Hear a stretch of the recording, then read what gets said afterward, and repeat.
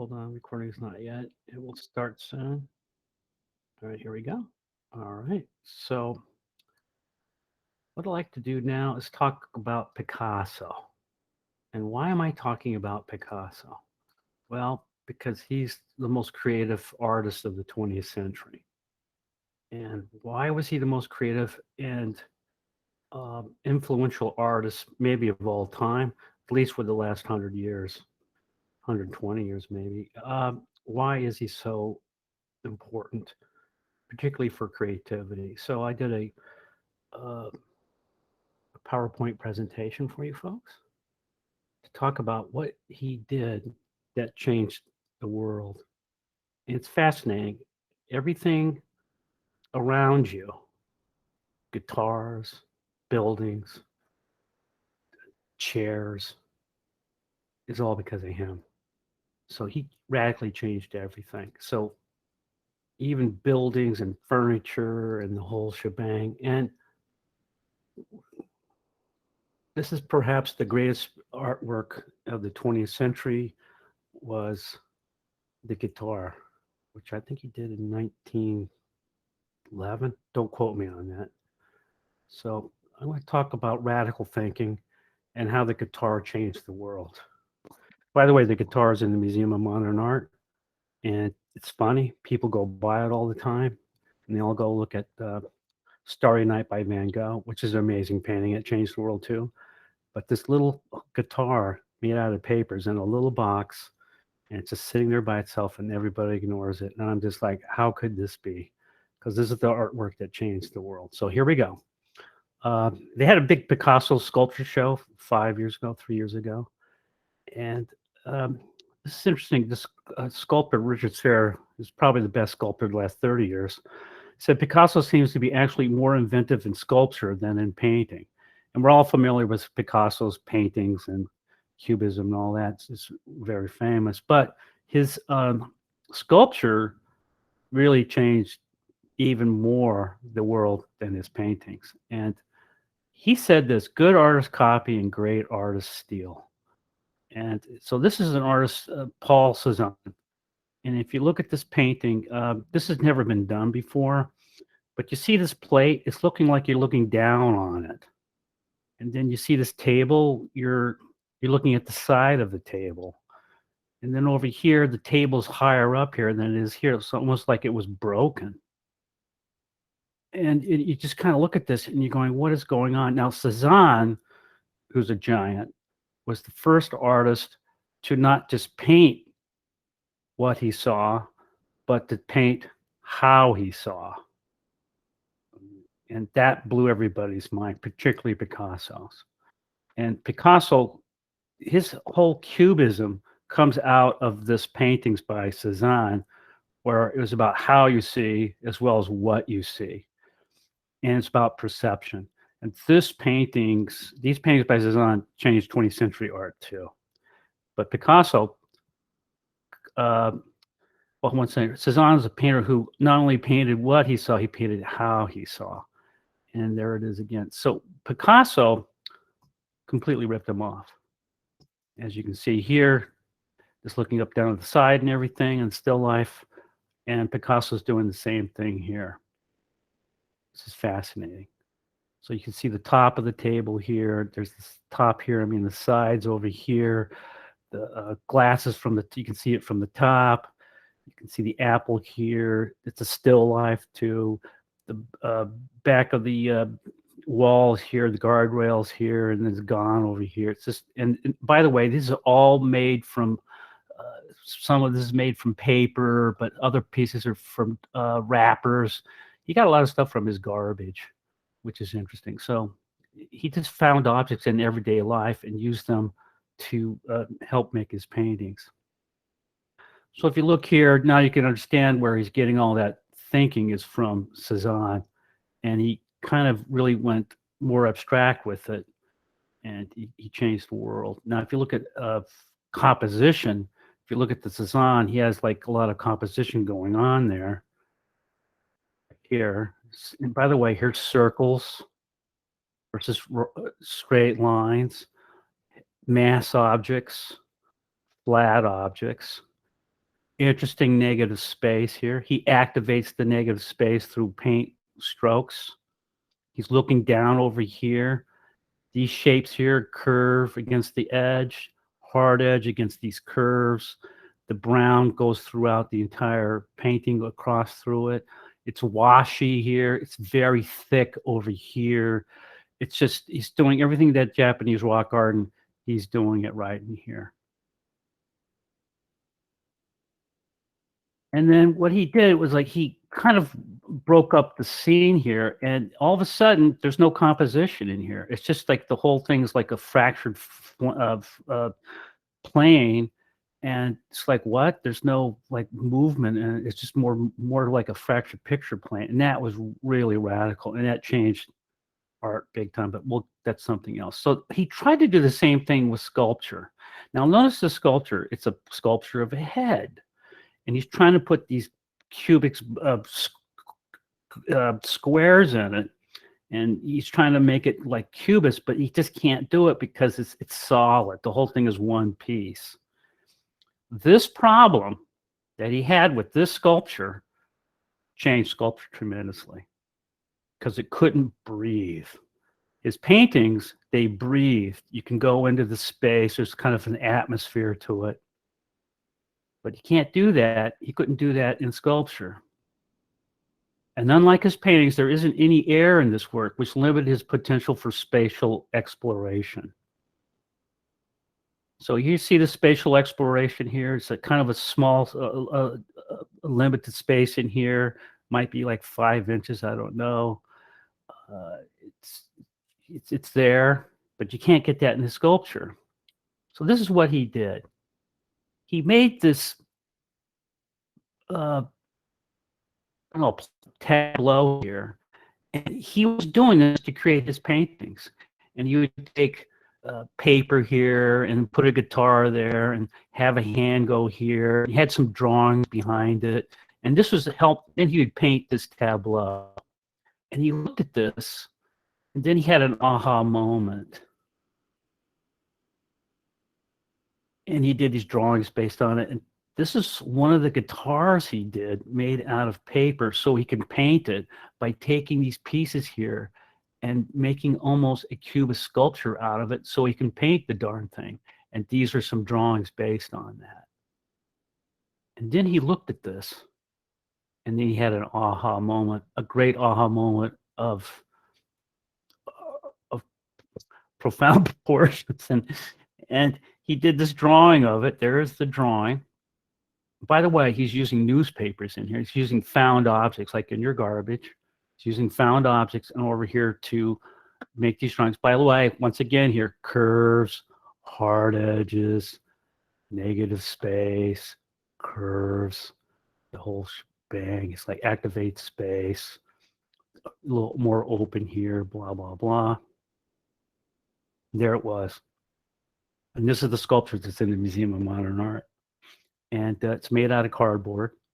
And if you look at it, he's trying to now to go into space.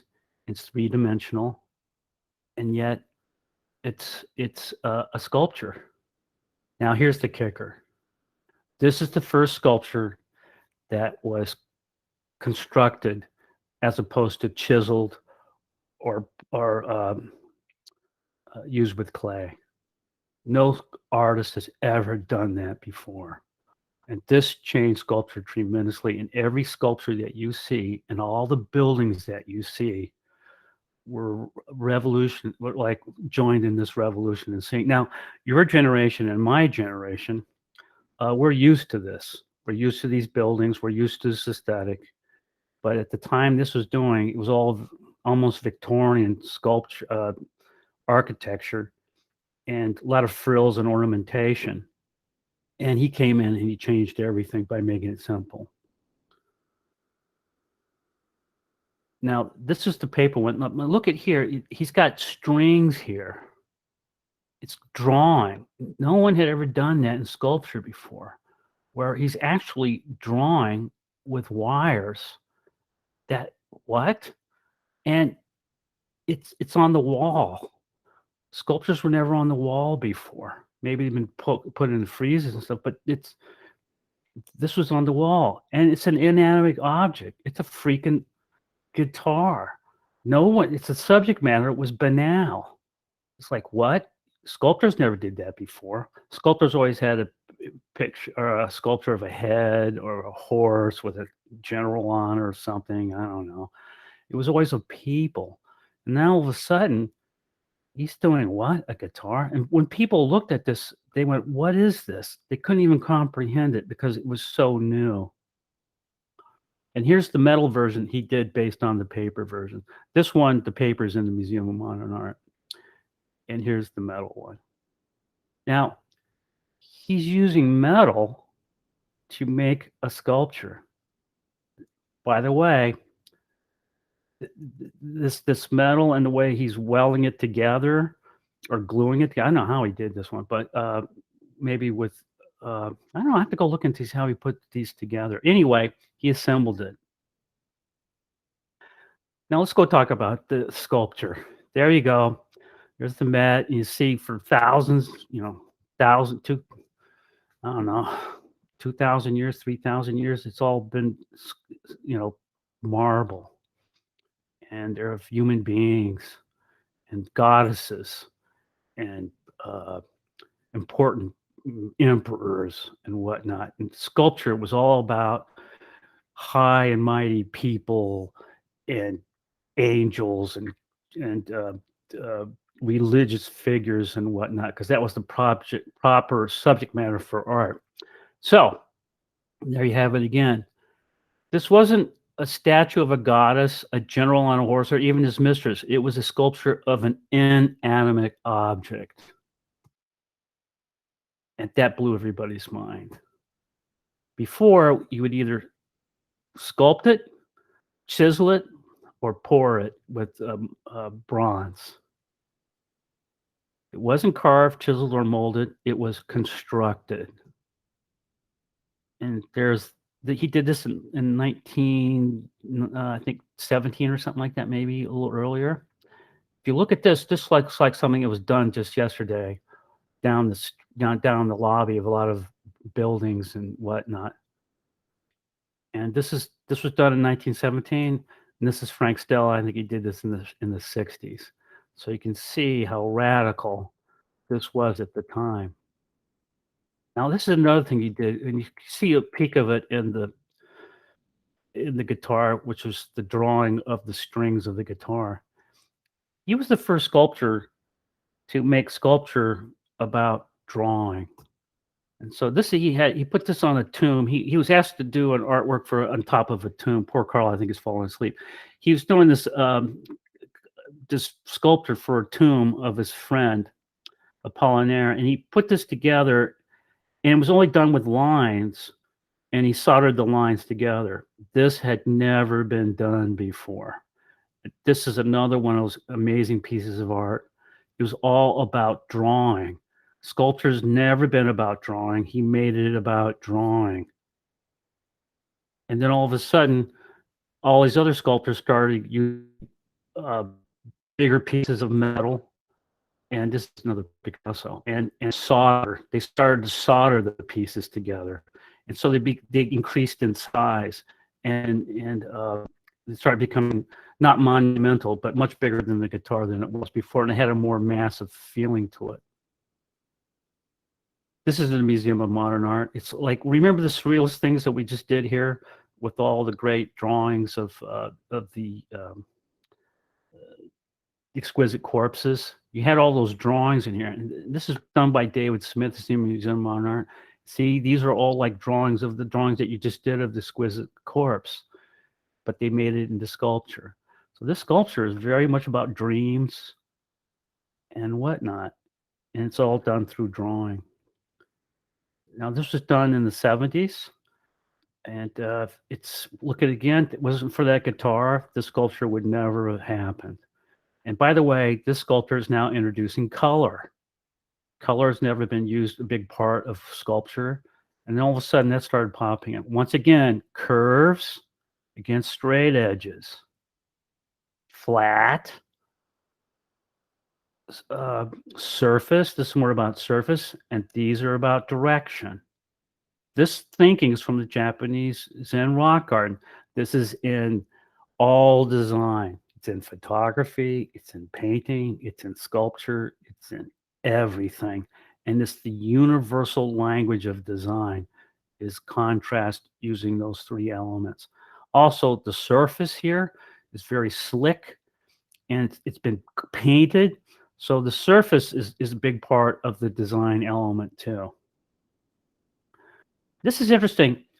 This is done by Franz Klein in the 50s. And what he did, if you look at this, it's all abstract and he's using black and white in order to communicate emotion through abstract painting. And he did this in painting. Then another sculptor came around and Mark de Suvero did the same thing that Franz Klein was doing, but he changed the medium. And if you look at this, it's more modern. This is done in probably the 80s. And the Suvero, and what you see here is constructive sculpture. But now, instead of just using little pieces of sheet metal, he's using these enormous girders from buildings in order to create sculpture. Very American, very like, we're big, we're tough. Americans, we're like, we do this. And then there's the color on the sculpture. And once again, you got this curved here. It's all like these incredible line drawings. Now these are line drawings, but they're done with girders. So it's really good to take your mediums and have something in one medium and try to do it in another medium, and it creates something that's never been seen before. Now, this de Kooning, if you look at his paintings, very expressionistic, a lot of color going on in here. Notice that the surface of this thing is like that Picasso drawings or paintings. It's very cubist. He took cubism and he married it with expressionism. And so if you look at this, there's a cubist infrastructure here. You see it going across, just like that other painting that was done by Picasso of that figure before. Now watch what happens. A sculptor came around and he went, okay, this guy took used car parts. These are all made from cars. And he molded them together and he soldered them together. I'm sorry. He soldered them together and he has these colors going on with it. It's multiple colors. He put it on the wall here. This one's on the wall like the guitar. And he's using found objects, which is the automobiles. And he's taken this kind of look and feel of a painting and he brought it into sculpture. Put it on the wall. Once again, it's very cubist. If you look at this, a lot of angles, curves. Once again, that space is very cubist. It only goes into like a foot maybe. And it's this open area. It's almost like those first cubist paintings, but not of a guitar, but just of abstraction in terms of emotion. Now, here's something he also did. He replaced welding with gravity. This is Picasso again. He did this when he was in his 80s. So what he did, he said, we're not going to do marble, and I'm not going to do molding. I'm going to use construction in order to make art sculpture. But when they did his construction, he always had to have welding done to glue the pieces together. And then when he was in his 80s, he said, why do I need to use welding in order to connect objects in a sculpture? Now, this is a sculpture he did in the 60s, and it's of a chair, which is mind-boggling because, like, what? He did the guitar in the I don't know, 1912 or 17 or whatever, and now in the 60s, he's doing the sculpture of a chair. But if you look at the sculpture of a chair, it was a flat piece of metal, and he had it cut, and he bent it in all these different angles in order to create the object. There isn't any welding going on in this thing. It's completely using gravity to hold the piece together. Wow, no one had ever done that before. And so it's made of only one part. Picasso manipulated the material of the work itself to create a complex piece. Now, this is Ellsworth Kelly. He did this in the, I don't know, maybe the 80s. And it's, once again here, it's painted white. and it's bent, but it's completely simplified. So if you look at it, but now it's not about expression, it's just about shape, which is what painting's all about. But he made shape here the subject matter of sculpture. Poor Carl, I think he's falling asleep again. This is Richard Serra again. Now watch. You see this?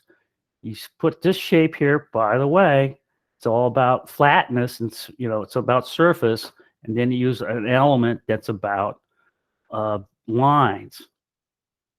And this plate here, which weighs a lot, is held together only by this bar up here, and there isn't any molding going on or welding going on. This is a Carl Landra. He just placed metal on the floor. Didn't even there's any what they call it, welding going on. It's just using gravity once again to hold the piece together. So using Picasso as a guidepost to how to up our creativity, because he probably is the most radical creative thinker, well, he is, of the last 500 years, is he asked why questions. I think you should try to ask these things. He had a trusted partner, and he did a lot of work, and he played. I'd do a screenshot of that. He asked why questions, have a trusted partner, he did a lot of work, and he played. So what are why questions? Why can't sculpture be assembled when you construct it out of metal? Why does it have to be on a pedestal when it can hang on a wall? Why does sculpture have to be so serious when it could be fun? And here's his trusted partner, Brock. Like they did it together. Brock called it their experimentation with cubism as two climbers climbing up a mountain alone. And he did a lot of work. When he died, the prices for his artwork actually went down because he had so many works that went onto the market the day he died. He did 45,000 works of art during his lifetime. I mean, this guy did a lot of work. He has a great quote. He says somebody said to him, hey, a lot of people are copying what you do. And Picasso said, yes, they can copy my work, but they can't copy my bad work. I just love that quote, meaning he had to go through a lot of bad work to get to that good stuff. And those people who are copying him, they're just looking at his best stuff and they're just doing it over again. But they didn't go through all the bad work that he had to go to find something really original. And play. I love this photograph of him. This looks like his hands. Just he was a very playful kind of a guy. This is important. Don't think of your work as terrifying, deep, somber, nail-biting, earnest, life and death, intense, waiting, solemn, professional challenge. If you do that, you're in deep trouble. It's got to be about play. It's a form of play. I can't emphasize play enough, and that's for that presentation. Okay. Any thoughts on that? Usually this is when everything is very quiet because I don't know. It's hard to get students to talk about things if it's on their own volition. Please turn your cameras on. Turn them on. Don't turn them off. So Frida, what did you think of Pablo Picasso, and what did he do to change the art world, the sculpture? He reconsidered or kind of challenged the like what a sculpture is and what materials could be used to make a sculpture. I think he saw a lot of like haze around what or well the opposite of haze, like a lot of clarity in what a sculpture was, and he wanted to like blur the lines a little bit, so he used different materials and different angles and things. Great, thank you, Frida. Nina, what was it about? What is it about the guitar that changed sculpture? Because it was just something new, and I like to say maybe abstract, and I don't know, it's just a new thing, and people just like didn't thought how can this be more different. If that makes any sense. Actually, people didn't like it. They said it was. They said it didn't. It wasn't really. Didn't take much talent to do, and like it wasn't like a freaking marble sculpture of a, of a goddess or something. So a lot of people thought it was just being, you know, like a child or something like that. Well, I liked it. It was cool. Well, it's easy for you to like it because we had 100 years to assimilate it. Hey, it was easy for me to like it too. I got a question. What I'm gonna be more concrete. You said it was new. What was new about it?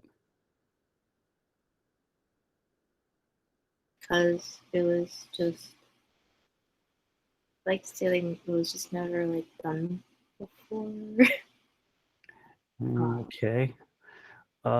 Jean, what was new about Picasso's guitar? Why did it change sculpture? What was new about it? I guess it's because it like wasn't an actual guitar. You know what I mean? And why was that new?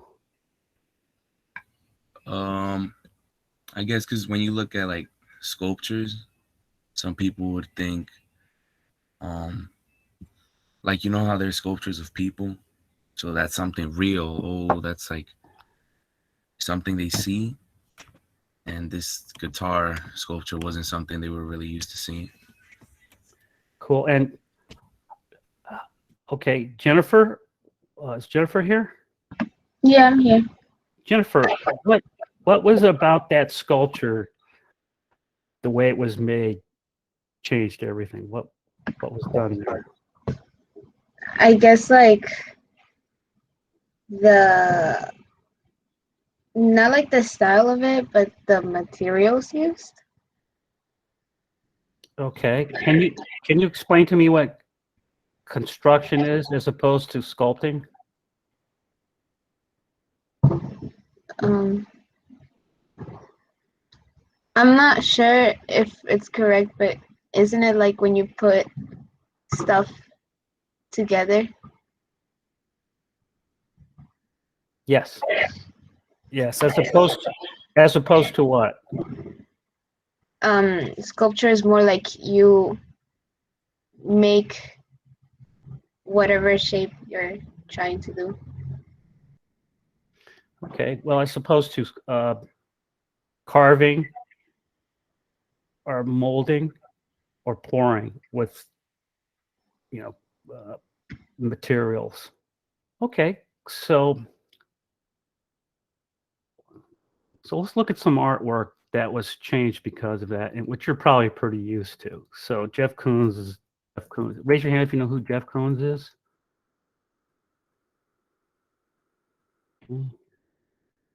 Nobody? Okay. So who's Jeff Koons? Well, Jeff Koons does these dogs. These are balloon dogs. And if it wasn't for the guitar by Picasso, this would never. This is sold for $58 million. So this is a balloon dog. That's a very banal thing, like the darn guitar was. And this balloon dog makes the guitar look like it's a mass, like it was like of a god or something, because this is the silliest thing on the planet. And he made it monumental. And here's something that's interesting. This thing is made out of metal. And if you look at it, it looks like it's made out of like porcelain or something. It's very thin metal. It looks like a Christmas tree ornament, but the thing's like 10 feet tall. The thing's enormous. And it's welded together. And it's about a banal object. And it's beautiful. It's got this nice color to it too. So it just tells you how Picasso's guitar changed everything that we see. So let's look at another sculpture now that you probably know. You know Damien Hirst? Anybody here know Damien Hirst? Feels a little bit like an art class. Are you guys taking art history? Yeah, we are. Yeah. They talk about these guys? No. They talk about Cezanne, the person we were talking about earlier. Did they talk about how Zahn painted how he saw as opposed to what he saw? No. Oh, that's interesting. All right, Damien Hirst, he took a shark and he put it in formaldehyde. And this came out in like 92, and it was one of the most important pieces of artwork in the last 20 years. And once again, it's completely, this is weird. It wasn't constructed.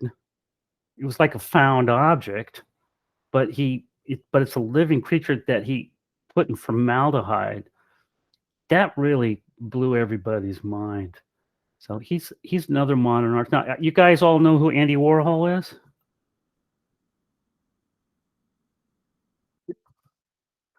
One? How many people? Raise your hand if you know who Andy Warhol is. So he's pretty famous. Yeah. Okay, good. Now, if it wasn't for that guitar by, now he just painted a Campbell soup can, and it blew everybody's mind because they were like, this comes right out of that Picasso's guitar. It's like he said, oh, I'm just going to paint a soup can. It's something they saw. It's almost like what you did with your garbage when you went into the garbage last night.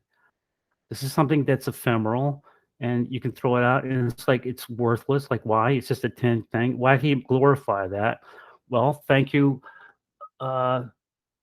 Picasso, because you said the guitar was proper subject matter for art. Andy Warhol said, well, the poor lowly little soup can is good.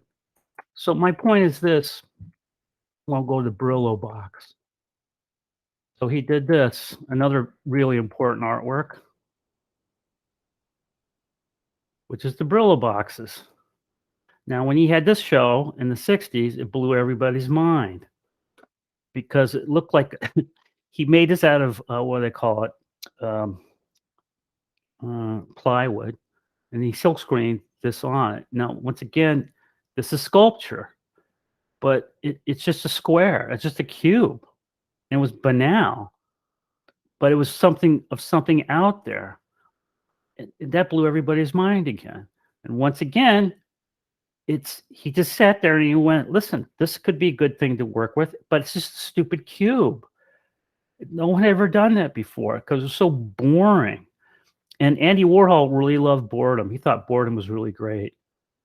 Marcel Duchamp, the artist I talked about before, he said boredom, which I thought of that for artwork. And he was the first guy to do repetition and be about boredom. Now, what happened after that, you get guys like minimal artists came after this. What happened then? Oh boy, what is this stuff? Here, let me type in Donald Judd. You guys know who Donald Judd is? Okay. Oh, Judd. And here's Donald Judd. So he thought those soup cans were boring. He's just doing these squares made out of cool materials. He just had retrospective last year, but unfortunately, COVID shut it down. Here you go. And once again, this materials of like industrial materials, never been done before. But see the repetition, it's very boring. So instead of doing the Brillo box, he just did these metallic boxes. So there's a kind of a brief history of creativity in fine arts in the last 100 years. And if I want to go back to that Picasso sculpture, that's where it all started from. And those were the whys of how that did. Okay. I'd like to share a video with you folks about creativity and being too serious. I keep talking about it's got to be about play. You can't be too serious. The seriousness is going to kill your creativity. All this like being, I know a lot of you are like, oh no, how am I going to do this work? It's due tomorrow. It's like, I got to get this done. It's got to be great. That's the worst thing you can do. So I'm going to share this video. Solo Wit was an artist. Ava Hess was an artist. Ava Hess she had a creative block, and he wrote this letter to her to get her over her creative block. This is the best advice to an artist I've ever heard. I wish I had heard this when I was your age. So Benedict Cumberbatch read this letter to an audience, and he did a really great job. So let me share it with this. If you can't hear it, let me know. Just shake your hand. Raise your hand.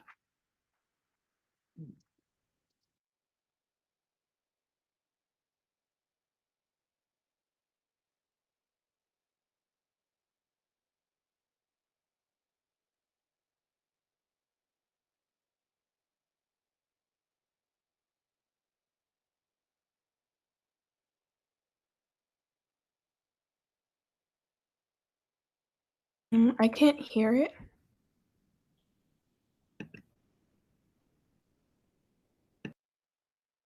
Okay, you can't hear it? All right. Maybe this is the problem. No, it's not. Raise your hand if you could hear it. So nobody could hear it. Raise your hand if you couldn't hear it. Nobody could hear it. Oh. Man, I'm telling you, this is tough. All right, let me see if I can solve this problem. Okay, 1 second here.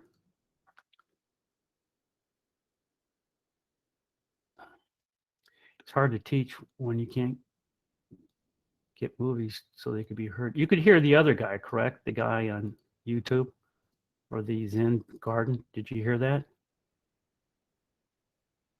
Raise your hand if you could hear that one. So you could hear that one, but you can't hear this one. Interesting. So let me try just doing it straight from YouTube. That could be the problem.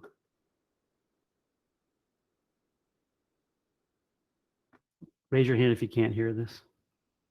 The academy experience helped me learn more about myself, and that was quite different from what I had previously been told about myself. Could you hear that? Raise your hand if you could hear that.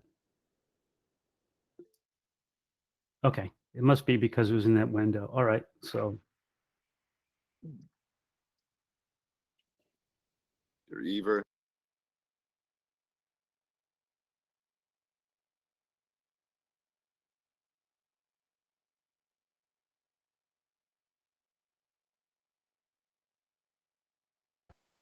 Oh, we can't hear it again.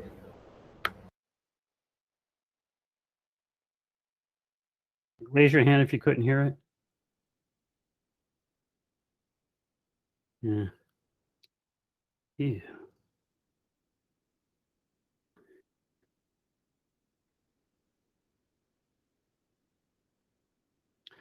Boy, do you have this problem with your other teachers, or is it just me with this Google Meet?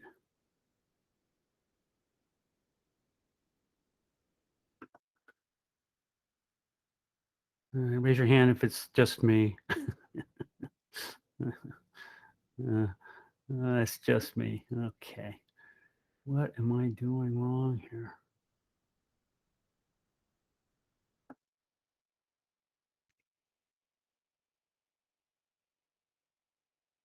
Bear with me for a second.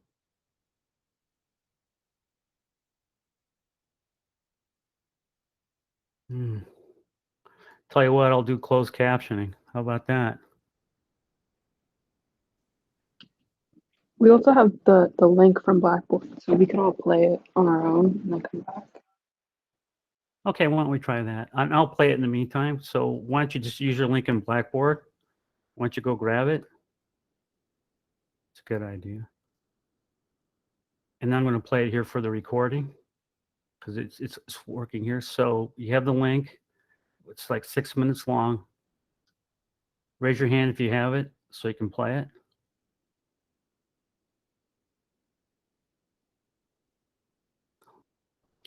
Let me get the link. Just type this into you know what? Type this into your Google Brown into YouTube. Just type that into YouTube search, and it'll take you to this.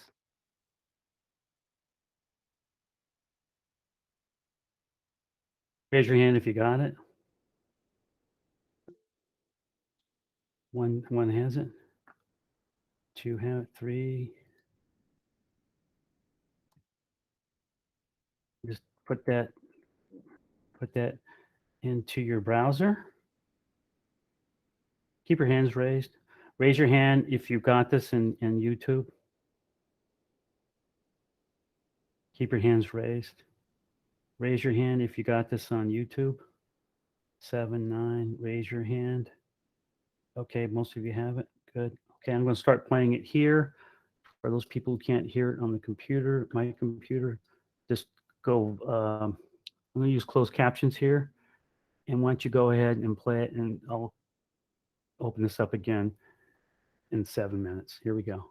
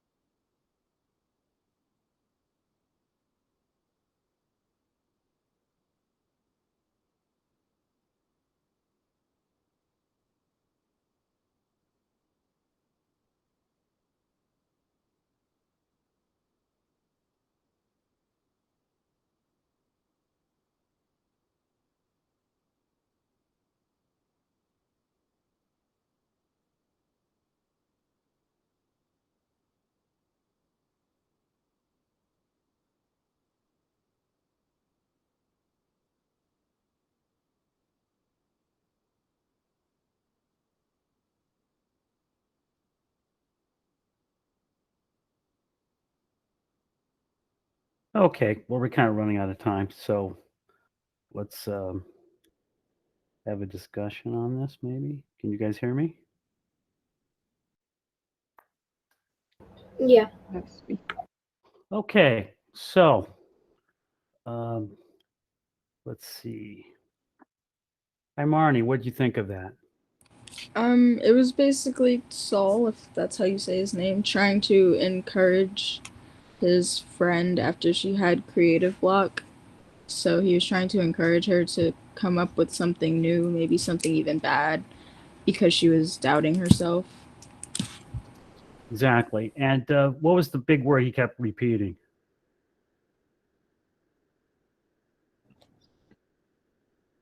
Hermione. Hi, Marnie. What was the word he kept repeating? I honestly don't remember. He was saying a lot very quickly. Anybody else want to talk? It's only 2 letters. Anyone else want to tell me what that word was? It's only 2 letters. He kept saying just do. Do it. What's Nike's tagline? Just do it. Do it. Yeah, let's do it. All the stuff that you have in your head. When I was at Pratt in my senior year, I was like, oh, I just, I'm not inspired. I was taking fine art. I was like, oh, I'm not inspired. And boy, I felt sorry for myself. And I realized shortly that, especially if you're in the commercial arts and commerce and art, you cannot not be inspired. You must be inspired at all time, and creativity is on demand.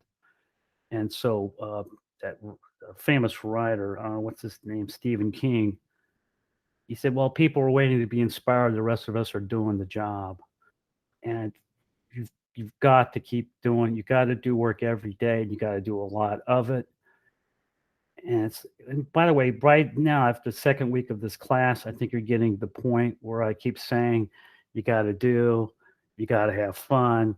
I loved how he said, you got to be stupid. I love that. You got to be stupid. Don't try to be heavy. Be entertaining. Just have fun. Because if you get the serious hat on, it just turns to garbage. You've got to have play.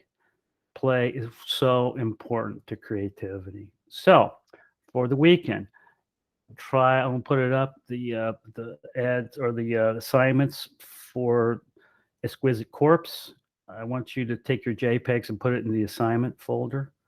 I'll send the link. No, I can't send the links. So if you go to Blackboard, let's see here. Go to Blackboard. Oh no, here we go.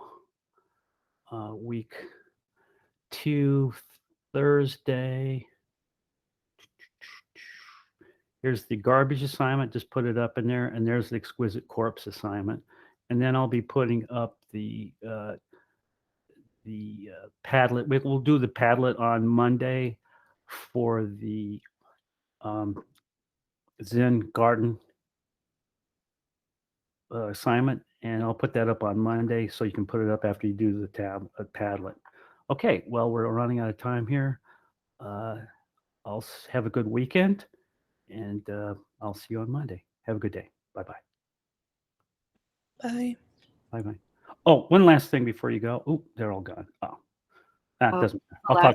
I'll talk on Monday. It's okay. Thanks. Bye. Bye-bye.